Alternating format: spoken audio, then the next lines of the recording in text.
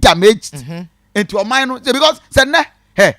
NDC for do na na ye bi MPP buy no pam wo nyina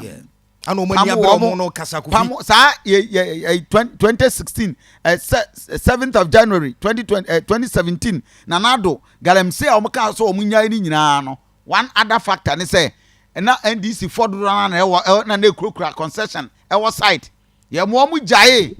said ye be ya eja MPP for no so be wuram age o mu concession nti ne say 2024 whoever be ba ben o ka say obi anya galamsey for the next 6 months 1 year no ma extend na eja omo nso deje concession ntu no omo nso akwakwati asim no omo di na Ghana for ya dede vetre omunyai o mamunyai o munyai galamsey sam Uta kofi asema wo kenyo na se yehwemu a eye empanifo na na etu o se yehye former Obuasi East MP ni din de Edward Enin kofi na o ka se NPP nim hwe efa omutu galamsey no ho na 99% of MMDCs and government officials no and etu galamsey no kofi enti se aban no nani abre omapani eni abre se ya danso nkom bodibiem enti kofi se omapani na nado nani abre se opesu otu a otu galamsey na se free Ghana ha on chance se enkrofo a omudin ababonte se omudi galamsey ni mu ntenteman no kofi omo license kro on chance se ojeje omo license no ne ye chance se ye becheche nkrofo no kofi ne ye hwese galamsey no a edi ahim o Ghana ha ne sa se ntu a se owo a district chief executive na odi san komo we ya nobody should tell you say Ghana we have no future.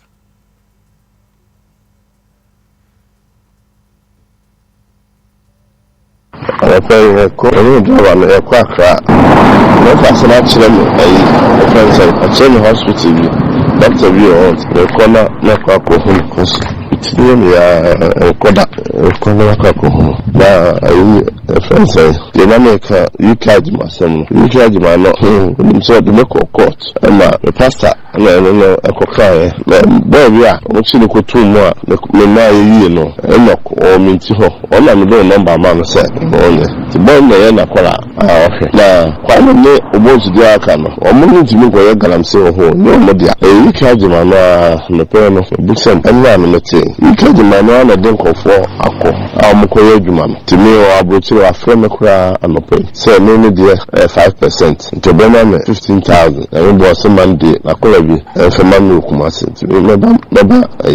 Monday my say a Ukraine Tuesday sir 15,000 my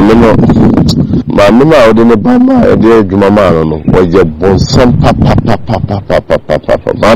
mama also my mama report to my regional minister my friend I don't I may be like friend the yellow you know my mama say what they want to make court what this kind of yeah man check what this catch a minister say your man is cat no sound go for me pa show me what na many you ni pa boni ni pa me who be that say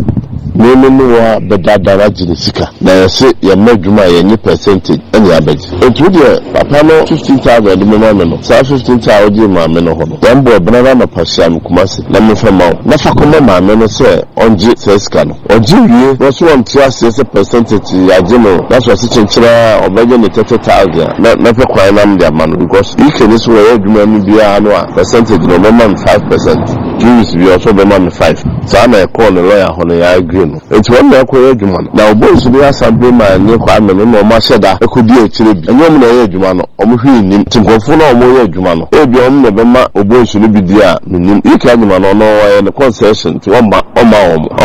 no kwa me ka kire no na busem na no ko ne ka asem ba ho na obosu no kwa me no o mo no o man fo no be hia e na so o man fo no je 100 million aha sa na asem no tie nti a kire na se asem na se o man fo no so mo ye chip compound bi so mo se na mo ko mo bi anya sa mo do bi akoso nko ye adwuma anya no kweda e papa no concession o mutu bi fo bi enko me na papa ma me chance e na ka kire no nti me na me ka kire se sa na te dia no mo atakranti me ma kwa na so akopo bi na de na ba na o mo ba bi si e na me na ka sa abochire e na so okay maka wate te me chefa e na me se me de ma se be ya wo be kwa kwa ye adwuma na so ni scan because se na wo ka me kwa na wo segume nti nkachi bibia nkachi obetumi aye minti ho no so ho so forest ska ho nti no ase obepeni papa dem se secret dem se dio no so no ono afekwa ndo so aba me ho ono so so koye adwuma no binti ono na aye e makoso oba ho so no koye adwuma no binti nim so obetumi yusu no to no yusu no so amoni na ho ko dio no wa onim se ne aye adwuma no kalabule so so yusu no na wa obetumi apa obi ojini dia ade na wa onyi wani nhyeta na fo no no munye adwuma na utuka na adwa na wa kwaji usika ene no beboa because ne nipa aba no wo obi ko gira ho ma wa obebu onim so ntumi ma ho ndi wo mentrase no aba me ho de documents kura abreme so sere me a no mo ano no ni mbusa sa de MP ntumi mo ano secret na me ka kire no o de wa de so ka kire obi aba me ho so ntimo mo kama no na yi ka jima no na me hia baby enye adwuma me kai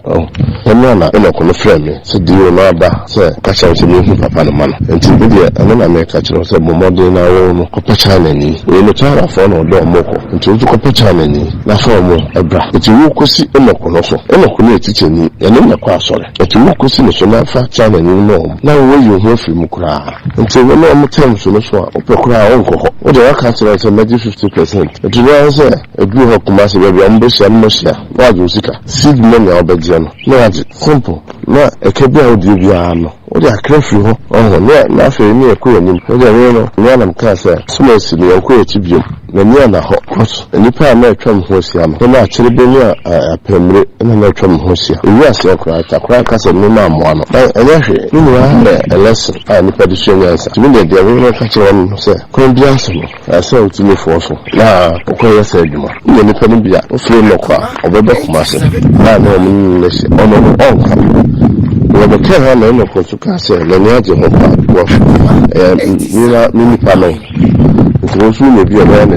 na dia so bia paso ho nti o dia ni twa bia so na eni pa no man nsi abo se nya dia amakombo omonsim hu no mo ya no no enkosi hwe obi enkodi akire nkasa se ni se no so so nza ko ba kama dia chikura no a yesi botum ni ya ye nyira no enya dia obi be yiska ade ama no na mowa obi ntumi mowa no na mowa obi ntumi mowa ma chance se true sa kama ni se nipa no obi akosi kwani dia o kan kwaku anyam na man sika bia o galam si no ko he woni tua anyam na man no enye sika galam si no ko he enti ada na wo abenya tumi no wa ntumi nkoye enti be sro fa hodrin na kokoye sa de no anya sa emo ba ji permission wo papa no ho wie wa ma me kwan eni no chance na mbe ma tina aso da ko do ase enti we kon kwan no da bo a na de na tuza no papa eba ko so me kwan no dissect enti we kuma se na Brahman na ko ji skande ma o na so se ko office me ko dissect so dio sense we use no na wa betuma pa obi ojini dia ade na wa onyi wani nhyeta na fo no munye dwuma na utuka na adwa na wa akwaji usika ene no beboa because ene ni papa no wo do obi ko gira ho ma wa obebu onim so ntumi ma ho ndi wo mentrase no abane ho de documents kura abreme so sere me a no mo no ni mbusa sa de MP ntumi mo ano secret na me ka kire no o de ya de so ka kire obi abane ho so ntimo mo kama no na yi ka jima no na me hia baby enye adwuma me kai eno na eno ko no frame so di wo no aba so ka cha so me hu papa no ma no enti bi de eno na me ka cha okay enti abusanfo ti asem bi wo ha o say EK ajeman 5% no ne na strike enti ye wo DCs bi wo ha nyo mo na shepo ni mu di o but omama concern nkofo kwan bi abe 6 different companies na oma kwaje omo so percentage. Hey, Jesus Christ. No, is it that dangerous to the extent say? Hey, so Ghana, yes. Now we know what catch DCE we say go and fight Galamsey. Horse one na the police for no security ni na no kofi.